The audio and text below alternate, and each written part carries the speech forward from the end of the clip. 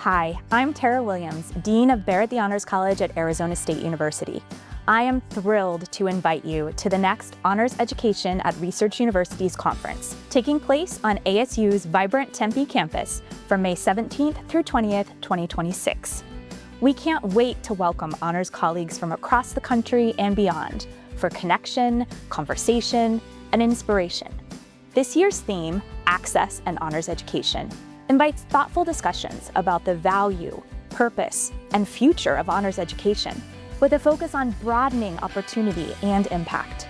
We've got an incredible lineup planned, including a brand new faculty-focused workshop to share best practices in honors teaching and mentoring. There will also be time to unwind and connect, from our welcome reception and fabulous conference dinner to guided tours of the Barrett Residential College, where our students live, learn, and thrive. Have a powerful idea or an impactful experience that you'd like to present? The call for proposals will open September 2nd.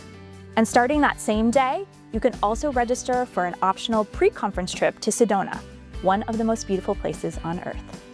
Whether you're new to honors education at research universities or a longtime leader in the field, HERU 2026 is for you.